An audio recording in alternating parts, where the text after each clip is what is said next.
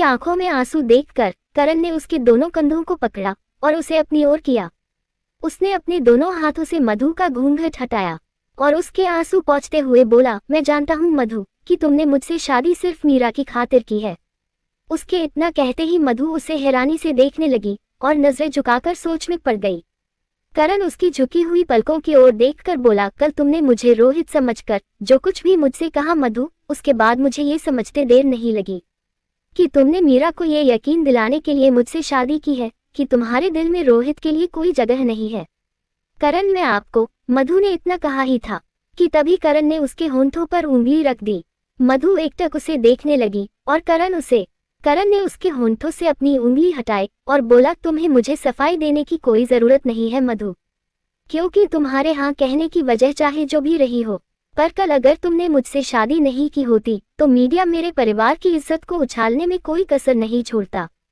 तुमने मुझसे शादी करके सिर्फ मेरे परिवार की इज्जत ही नहीं बचाई है बल्कि मेरी दादी की जिंदगी भी बचाई है, इसलिए तुम्हारा ये एहसान मैं कभी नहीं उतार पाऊंगा। मधु को कुछ समझ नहीं आया कि वो करण से क्या कहे। करण कुछ कदम चला और फिर बोला, मधु मैंने तुम्हें बहुत चोट पहुंचाई है और तुम्हारा बहुत अपमान भी किया है। कई बार मैंने तुमसे वो सब भी कहा है जो कहना तो दूर, मुझे तुम्हारे बारे में कभी सपने में भी नहीं सोचना चाहिए था, पर मैं क्या करूं मधु, जब मैं गुस्से में होता हूँ तो मेरा दिल और दिमाग दोनों ही मेरा साथ छोड़ देते हैं, पर अब ऐसा कुछ नहीं होगा। मैंने तुमसे शादी चाहे जिस भी वजह से की हो, पर अब सच यही है कि तुम मेरी पत्नी हो। ये सुनकर मधु की आंखों से एक बार फिर आंसू बहने लगे। करण उसके पास आया और उसकी दोनों बाहों को पकड़कर बोला, मधु मेरे एक सवाल का सच सच जवाब देना, क्योंकि आज तुम्हारे सच पर ही हमारे रिश्ते की नींव रखी जाएंगी। मधु फिर से उसे देखने लगी क्योंकि करण की ये बात सुनकर उसका दिल बहुत तेजी से धड़कने लगा था। तभी करण उसे अपने करीब ले आया। वो उसकी आंखों में देखकर बोला, तुमने कल मुझसे कहा था कि तुम किसी से प्यार करती हो और वो तुम्हें कभी नहीं मिल सकता। क्या तुम सच में किसी से प्यार करती हो मधु, या फिर तुमने मुझे रोहित समझकर झूठ बोला था? करण के इस सवाल को सुनकर मधु की आंखें बड़ी बड़ी हो गई। वो करण की आंखों में देखते हुए मन ही मन बोली, हे महादेव, अब मैं क्या करूं? कैसे इन्हें बताऊं कि मैं इनसे प्यार करती हूं और अपनी जिंदगी का एक एक पल सिर्फ और सिर्फ इनके साथ जीना चाहती हूं। करण भी उसकी आंखों में देखकर मन ही मन बोला, बोलो मधु, बोलो कि तुम्हारे दिल में कौन है, प्लीज बोलो। वो मधु की आंखों में अपने सवाल का जवाब ढूंढने की कोशिश करने लगा। उसे बड़ी बेकरारी से मधु के कुछ कहने का इंतजार था। मधु उसे देखकर मन ही मन बोली, आपको अपने दिल की बात बताने से पहले मुझे आपको शिमला वाली रात का सच बताना होगा करण। पर हमारी सुहागरात पर आपको ये बात बताकर मैं आपको तकलीफ नहीं पहुंचाना चाहती, क्योंकि इतनी बड़ी बात आपसे छिपाकर मैंने ये शादी करके आपको धोखा दिया है। अगर सच जानने के बाद आपने मुझे इस धोखे के लिए माफ नहीं किया और मुझे अपनी जिंदगी से बाहर निकाल दिया तो मैं आपके साथ ही कुछ लम्हे भी खो दूंगी। इसलिए मैं इस वक्त आपको कुछ नहीं बताऊंगी, क्योंकि आज की रात मैं आपके साथ जीना चाहती हूँ, आपको जी भर के देखना चाहती हूँ। पर कल सुबह मैं आपको सब कुछ बता दूंगी, ये भी कि मैं आपसे प्यार करती हूँ। सच जानकर अगर आप मुझे अपनी जिंदगी से निकालना चाहेंगे तो मैं बिना आपसे कोई सवाल किए आपकी जिंदगी से हमेशा के लिए चली जाऊंगी, पर झूठ का बोझ उठाकर आपके साथ अपनी जिंदगी की एक नई शुरुआत कभी नहीं करूंगी। मधु, मैं तुम्हारे जवाब का इंतजार कर रहा हूँ। क्या तुम किसी से प्यार करती हो? करण ने फिर से पूछा। पर मधु ने इस बार भी कोई जवाब नहीं दिया। वो बस टकटकी लगाए उसे देख रही थी। तो करण ने फिर से पूछा, बोलो मधु, तुम बिना किसी डर, बिना किसी झिझक और बिना शर्म के मुझसे अपने दिल की हर बात कह सकती हो। कल तुमने ये भी कहा था कि वो तुम्हें कभी नहीं मिल सकता। क्यों कहा था तुमने ऐसा? क्यों नहीं मिल सकता तुम्हें तुम्हारा प्यार? क्योंकि उनकी शादी हो चुकी है। मधु बिना सोचे समझे बोल पड़ी। करण ने उसकी बांह छोड़ दी और उसे हैरानी से देखने लगा। मधु मुस्कुराते हुए बोली, करण, मैं जानती हूँ कि मेरी तरह आपने भी मुझसे शादी मजबूरी में की है, पर आपकी तरह मैं भी यही मानती हूँ कि हमारी शादी होने की चाहे जो वजह हो, पर अब सच यही है कि आप मेरे पति हैं और ये बात जीते जी मैं कभी नहीं भूलूंगी। अपने अतीत की किसी भी बात को छिपाकर मैं हमारे रिश्ते की नई शुरुआत नहीं करना चाहती। इसलिए मेरे अतीत को जानकर अगर आप हमारी शादी को लेकर कोई फैसला लेना चाहें तो बेझिझक ले सकते हैं। मैं आपसे वादा करती हूँ कि आपके लिए हर फैसले को सिर झुकाकर मान लूंगी, और वो भी बिना कोई सवाल किए। उसकी बातें सुनकर करण मन ही मन बोला, करण मधु ने तो साफ साफ कह दिया है कि अब तू ही इसका पति है, तो तू इसे अपने दिल की बात बता सकता है। बता दे मधु को कि तू उससे बहुत प्यार करता है और अपनी पूरी जिंदगी सिर्फ और सिर्फ इसके साथ जीना चाहता है। उसके चेहरे पर मुस्कुराहट आ गई। वो मधु को अपने दिल की बात बताने ही जा रहा था कि अचानक उसे मधु की अभी अभी कही बात याद आ गई कि वो अपने अतीत को छिपाकर उसके साथ एक नए रिश्ते की शुरुआत नहीं करना चाहती। करण मन ही मन बोला, मैंने भी तो मधु को अब तक शिमला की उस रात के बारे में नहीं बताया। कल रात मधु एकदम अकेली हो चुकी थी और एक अनजाना सा खतरा उस पर मंडरा रहा था, इसलिए मैंने इतना बड़ा सच बिना उसे बताए उससे शादी कर ली। इसकी फिक्र में शिमला वाली बात मेरे दिमाग से निकल ही गई। मुझे मधु को अपने दिल की बात बताने से पहले शिमला में हुए हादसे का सच बताना होगा, क्योंकि कल अगर मेरे और मधु के बीच सब कुछ ठीक होने के बाद वो लड़की मधु के सामने आकर खड़ी हो गई तो वो मुझे कभी माफ नहीं करेगी। उसे तो यही लगेगा कि मैंने उसे धोखा दिया है और फिर मैं मधु को ये यकीन कभी नहीं दिला पाऊंगा कि मुझे उस रात क्या हुआ कुछ याद नहीं है। करण को परेशान देखकर मधु ने मन ही मन बोली, कुछ तो बोलिए करण, क्योंकि आपके कुछ कहने से कम मुझे ये तो पता चल जाएगा कि कल जब मैं आपको शिमला के बारे में बताऊंगी तो सच जानकर आप मुझे अपनी जिंदगी में शामिल करेंगे या फिर अपनी जिंदगी से निकाल कर बाहर फेंक देंगे। प्लीज करण कुछ तो बोलिए। करण ने खुद को संभाला और बोला, बहुत रात हो गई है मधु और मैं बहुत थक गया हूँ। तुम भी थक गई होगी इसलिए सो जाओ। इतना कहकर उसने बेड के दूसरे साइड की फूलों की लड़ियां हटाए और बेड पर आकर लेट गया। पर मधु वही खड़ी रही। करण ने उसे ऐसे खड़े देखा तो पूछा, क्या हुआ, मेरे साथ बेड पर नहीं सोना चाहती हो? मधु ने कोई जवाब नहीं दिया तो करण बेड से उठकर उसके पास आया। मधु, ये बेड इतना बड़ा है कि इस बेड पर 4 लोग बहुत आराम से सो सकते हैं और जब तक हम दोनों नहीं चाहेंगे हमारे बीच कोई रिश्ता नहीं जुड़ेगा, इसलिए हम दोनों के एक ही बेड पर सोने से मुझे कोई प्रॉब्लम नहीं है क्योंकि मुझे खुद पर पूरा भरोसा है। पर फिर भी अगर तुम्हें कोई ऐतराज है तो तुम बेड पर सो जाओ, मैं काउच पर सो जाता हूँ। इतना कहकर वो काउच की ओर बढ़ने लगा तो मधु उसका हाथ पकड़कर बोली, रुकिए करण, आपको काउच पर सोने की कोई जरूरत नहीं है क्योंकि हमारे एक ही बेड पर सोने से मुझे भी कोई प्रॉब्लम नहीं है। करण के चेहरे पर मुस्कुराहट आ गई। उसने पलटकर मधु की ओर देखा तो वो भी मुस्कुरा दी और आईने के सामने बैठकर अपनी ज्वेलरी उतारने लगी। करण उसे बहुत प्यार से देखने लगा। वो उसे देखते हुए फिर से मन ही मन बोला, जब तक मैं तुम्हें सच नहीं बता देता मधु, तब तक अपने दिल की बात भी नहीं बता सकता। तुमसे इतनी बड़ी बात छिपाना मतलब तुम्हें धोखा देना होगा।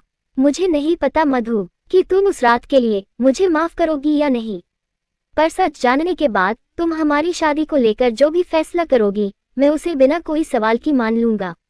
एक लड़की के लिए इतनी बड़ी गलती को माफ करना आसान नहीं होगा, खास तौर पर एक पत्नी के लिए। इसलिए शायद मेरे पास सिर्फ आज की रात है तुम्हारे साथ जीने के लिए और मैं इन लम्हों को गंवाना नहीं चाहता। ज्वेलरी उतारने के बाद मधु ने रूम में रखा अपना सूटकेस उठाया और अपने पहने के लिए सलवार कमीज निकालकर कमरे में इधर उधर देखने लगी। वॉशरूम उस तरफ है, करण राइट साइड की ओर इशारा करके बोला।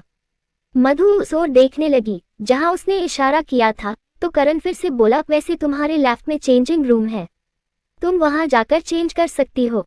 मधु ने अपने राइट साइड में देखा और अपने कपड़े हाथ में लिए चेंज करने चली गई। वो चेंजिंग रूम में आईने के सामने आकर खड़ी हो गई। उसने अपनी चुनरी उतारकर वही एक कुर्सी पर रख दी और अपने बालों में लगा गजरा निकालने लगी, पर तभी उसकी नजर अपनी मांग में भरे सिंदूर पर पड़ी। उसने अपने सिंदूर को छुआ और मुस्कुराते हुए बोली, कल सच जानने के बाद आपका फैसला जो भी हो करण, पर ये सिंदूर मेरी मांग से अब कभी नहीं मिटेगा, कभी नहीं। उसकी आंखें झलक आई। वो रोते हुए बोली, कहते हैं कि महाशिवरात्रि के दिन जिसकी भी शादी होती है उनका रिश्ता जन्मों जन्मों का होता है, तो फिर आप मेरा और करण का रिश्ता कैसे टूटने दे सकते हो? मैं करण से बहुत प्यार करती हूँ महादेव, उन्हें पाने के बाद खोकर जी नहीं पाऊंगी, इसलिए प्लीज महादेव मुझे उनसे दूर मत करिएगा वरना मेरी तो जान ही निकल जाएगी। वो वही फर्श पर बैठकर रोने लगी। तभी चेंजिंग रूम में लगे पर्दे हवा से हिलने लगे जिसकी वजह से उसे करण बाहर स्विमिंग करते हुए नजर आया। उसने अपने दोनों हाथों की हथेलियां अपने चेहरे पर रखी और रोने लगी। तभी स्विमिंग कर रहे करण की नजर उस पर पड़ी। वो स्विमिंग पूल से बाहर आकर मधु के पास आया। उसने उसे ऐसे रोता देखा तो उसके दोनों कंधों को पकड़कर उसे उठाया। क्या हुआ मधु, तुम ऐसे क्यों रो रही हो? करण के इतना पूछते ही मधु रोते हुए उसे लिपट गई। उसे इस तरह रोते देख करण परेशान हो गया। उसने उसे अपनी बाहों में भरते हुए पूछा, क्या हुआ मधु? मधु ने कोई जवाब नहीं दिया, वो बस रोए जा रही थी। करण ने उसे खुद से दूर करके उसकी ओर देखा और फिर उसके आंसू पोंछकर बोला, मधु अभी थोड़ी पहले मैंने तुमसे कहा था कि तुम बिना किसी डर, बिना किसी झिझक और बिना किसी शर्म के मुझसे अपने दिल की बात कह सकती हो। तो बताओ मुझे क्या हुआ? अभी थोड़ी देर पहले तो तुम ठीक थी, तो फिर अचानक से ऐसा क्या हुआ जो तुम इस तरह रो रही हो? अगर मैंने फिर से कुछ ऐसा किया हो जिससे तुम्हें तकलीफ पहुंची हो तो प्लीज मुझे माफ कर दो। I am sorry. उसके इतना कहते ही मधु ने उसके होठों पर अपनी हथेली रख दी। आप सॉरी मत कहिए करण, क्योंकि आपने कुछ नहीं किया, बस मैं ही खुद को संभाल नहीं पा रही हूँ।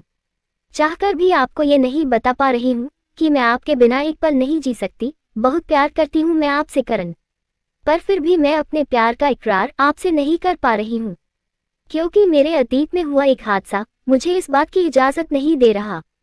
हादसा? कैसा हादसा मधु? करण ने उसके चेहरे को छूकर पूछा। मधु ने रुआदी सी आवाज में जवाब दिया, करण कुछ दिनों पहले मैं शिमला गई थी, जहां एक रात मैं अपने दोस्तों से बिछड़कर एक नदी में जा गिरी थी। एक लड़के ने मुझे बचाया और मुझे एक कॉटेज में ले आया। मेरी हालत ठंड से बहुत खराब हो गई थी, इसलिए उसने मुझे ठंड से बचाने के लिए अपने बदन की गर्मी मुझे दी। मुझे ठीक से कुछ याद नहीं है कि उस रात क्या हुआ, पर सुबह जब मेरी आंख खुली तो खुद को इस तरह उस लड़के के साथ देखकर मैं बहुत घबरा गई और बिना उसका चेहरा देखे वहां से भाग गई। मुझे सच में नहीं पता करण कि वो कौन था और उस रात क्या हुआ।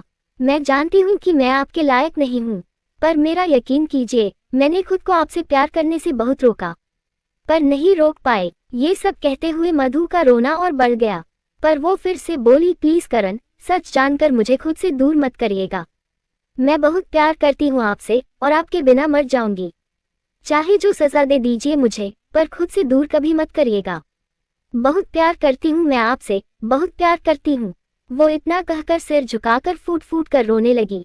करण ने बहुत प्यार से अपने दोनों हाथों से उसके गालों को छुआ और उसका चेहरा अपनी तरफ करके बोला, मैं तुम्हें खुद से दूर कैसे कर सकता हूँ मधु, क्योंकि मैं भी तो तुम्हारे बिना नहीं जी सकता। ये सुनकर मधु का रोना अचानक से बंद हो गया और वो एकटक उसे देखने लगी। करण ने उसके आंसू पोंछे और उसकी आंखों में देखकर बोला, हाँ मधु, मैं भी तुम्हारे बिना नहीं जी सकता, क्योंकि मैं भी तुमसे बहुत प्यार करता हूँ और मुझे तुम्हारे अतीत से कोई फर्क नहीं पड़ता, क्योंकि जो कुछ भी हुआ उसने तुम्हारी तो कोई गलती नहीं है। आप सच कह रहे हैं करण? मधु ने उसकी आंखों में देखकर पूछा। करण ने मुस्कुराते हुए जवाब दिया, हाँ मधु, मैं सच कह रहा हूँ। मैं भी तुमसे बहुत प्यार करता हूँ और तुम्हारे बिना नहीं जी सकता। और मेरा यकीन मानो, मैंने तुमसे शादी करने के लिए हामी भी सिर्फ इसलिए ही भरी थी क्योंकि मैं भी तुम्हारे बिना नहीं जी सकता हूँ। अब तुम मेरी पत्नी हो और हमेशा रहोगी। मैं तुम्हें खुद से कभी दूर नहीं करूँगा, कभी नहीं। इतना कहकर उसने मधु को अपने सीने से लगा लिया। मधु के चेहरे पर मुस्कुराहट आ गई। करण ने बहुत प्यार से पहले उसके माथे को चूमा और फिर उसकी दोनों आंखों को। मधु ने भी बहुत प्यार से उसके माथे को चूमा तो करण ने मुस्कुराते हुए उसके दोनों गालों को चूमा, पर जैसे ही वो मधु के होंठों पर किस करने लगा, तेज हवा की वजह से चेंजिंग रूम के बाहर लगा पर्दा वही टेबल पर रखे फ्लावर पॉट से जा लगा और फ्लावर पॉट जमीन पर जा गिरा। मधु उसकी आवाज से चौंक गई। उसने फ्लावर पॉट उठाकर फिर से टेबल पर रखा और मुस्कुराते हुए पलटकर करण से बोली, करण आप। पर इतना कहकर वो चुप हो गई क्योंकि वहां कोई नहीं था। करण, वो चारों ओर उसे देखने लगी पर वहां कोई नहीं था। तभी उसकी नजर दरवाजे में लगे मिरर पर पड़ी, जिसमें से उसे करण फिर से बाहर स्विमिंग करते हुए नजर आया। उसे समझते देर नहीं लगी कि जो कुछ भी चंद लम्हों पहले हुआ वो उसका वहम था, जागती आंखों से देखा गया सपना था। वो फिर से जमीन पर बैठकर रोने लगी। इधर स्विमिंग करते हुए करण के दिल और दिमाग में बहुत कुछ चल रहा था। उसे शिमला की वो रात और अपनी और मधु की शादी याद आ रही थी। उसने पुल के बीचों बीच आकर चेंजिंग रूम की ओर देखा और बोला, मधु अब तक बाहर क्यों नहीं आई? उसे चेंज करने में इतना टाइम क्यों लग रहा है? अब तक तो उसे बाहर आ जाना चाहिए था। इतना कहकर वो तैरते हुए पूल से बाहर आया और चेंजिंग रूम की ओर बढ़ने लगा। वो चेंजिंग रूम के दरवाजे पर नॉक करने ही जा रहा था कि तभी दरवाजे पर लगे पर्दों के हिलने की वजह से उसे मधु नजर आई, जो जमीन पर बैठी रो रही थी। वो तुरंत दरवाजा खोलकर चेंजिंग रूम में आया। उसने मधु की दोनों बाहें पकड़कर उसे उठाया और पूछा, क्या हुआ मधु, तुम रो क्यों रही हो? मधु एकटक उसे देखने लगी पर कुछ बोल नहीं पाई।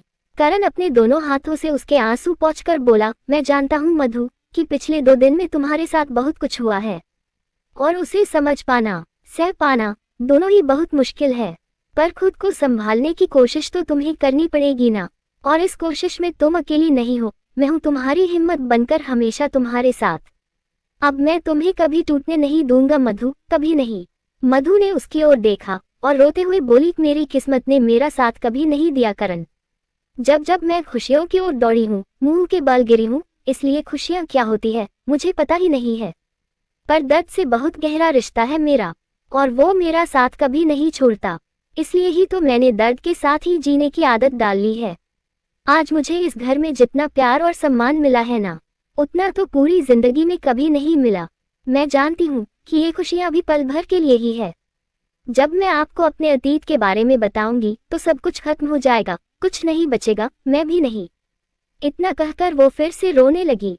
करण ने तुरंत उसे अपने सीने से लगा लिया और मन ही मन बोला, ये क्या करने जा रहा था तू करण? मधु तो पहले से ही टूटी बिखरी हुई है। अगर तूने उसे शिमला वाली रात का सच बताया तो इसके दिल के इतने टुकड़े हो जाएंगे कि शायद ये खुद को संभाल नहीं पाएगी, और कहीं अगर इसने खुद को कोई नुकसान पहुंचा लिया तो।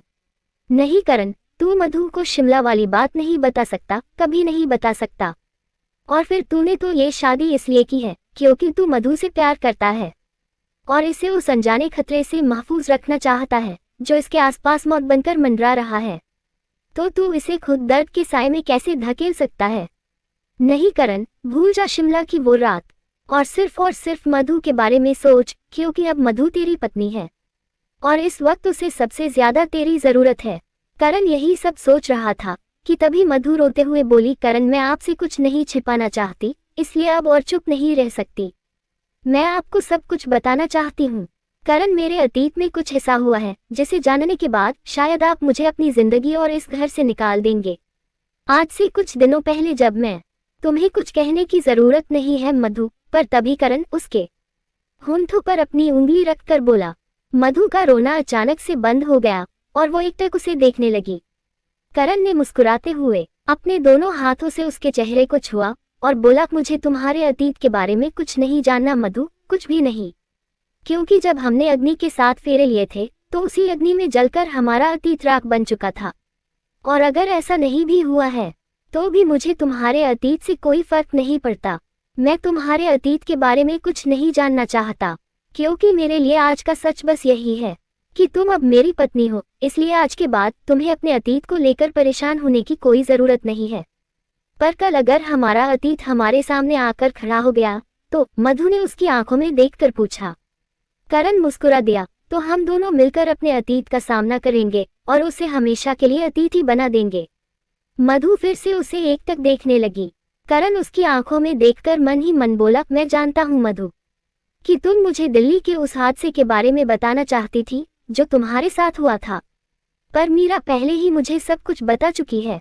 इसलिए मैं बिल्कुल नहीं चाहता कि तुम मुझे उस हादसे के बारे में बताते हुए एक बार फिर से अपने अतीत को जियो और उस दर्द को फिर से महसूस करो, इसलिए मैंने तुम्हें कुछ भी कहने से रोक दिया।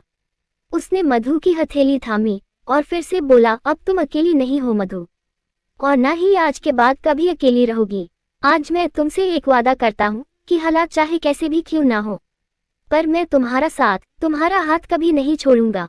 अगर तुम चाहोगी भी ना तो भी मैं तुम्हें अकेला कभी नहीं छोड़ूंगा। मैं तुम्हारे सारे रिश्ते तुम्हें लौटाऊंगा। आज के बाद तुम्हें हर वो खुशी मिलेगी जिसकी तुम हकदार हो। मैं तुम पर किसी दर्द का साया भी नहीं पड़ने दूंगा, पर इसका ये मतलब बिल्कुल नहीं होगा कि मैं तुम्हें इस बात के लिए कभी मजबूर करूंगा कि तुम भी मुझे अपना पति मानकर अपना लो। शादी उम्र भर का रिश्ता होती है मधु, और हमारे पास हमारे रिश्ते को आगे बढ़ाने के लिए एक पूरी उम्र पड़ी है। इसलिए मुझे कोई जल्दी नहीं है। उसकी बातें सुनकर मधु एक बार फिर उससे लिपट गई। करण ने भी उसे अपनी बाहों में भर लिया और अपनी आंखें बंद करके मन ही मन बोला, आज के बाद मेरी जिंदगी का एक ही मकसद होगा मधु, तुम्हारी खुशी। आज इस पल के बाद करण खुराना तुम्हारी एक मुस्कुराहट के लिए कुछ भी करेगा, कुछ भी। आप बहुत अच्छे इंसान हैं करण, और मैं सच में बहुत लकी हूँ कि आप मेरे पति हैं। इसलिए अब से मधु की जिंदगी का एक ही मकसद होगा, सिर्फ और सिर्फ आपकी खुशी। और आपकी खुशी के लिए मधु कुछ भी करेगी, कुछ भी। आज से ये घर ही मधु के लिए मंदिर होगा और आप मेरे महादेव। मधु मन ही मन बोली। तभी करण आहिस्ता से उसके कान में बोला, मधु अब अगर तुम मुझे कुछ देर के लिए खुद से दूर करो तो क्या मैं चेंज कर लूं, भींगा हुआ हूं। उसके इतना कहते ही मधु की आंखें बड़ी बड़ी हो गई और वो तुरंत करण से दूर हो गई। करण उसे देखकर मुस्कुराने लगा, पर मधु की नजरें शर्म के मारे ऊपर ही नहीं उठी। तभी उसकी नजर कुर्सी पर रखी अपनी चुनरी पर पड़ी। उसने खुद को देखा तो उसे होश आया कि वो करण के सामने बिना चुनरी डाले ही खड़ी हुई है। वो तुरंत चुनरी उठाने के लिए आगे बढ़ी, पर इससे पहले कि वो चुनरी उठाती, करण ने उसकी चुनरी उठा ली। मधु ने तुरंत अपने सीने पर हाथ रखा और पलटकर बोली, आप बाहर जाइए, मुझे चेंज करना है। और अगर मैं ना जाऊं तो? तभी करण ने आईने में मधु की ओर देखकर पूछा। तो मधु झेप गई और आगे कुछ नहीं बोली। करण आहिस्ता आहिस्ता उसकी ओर बढ़ा।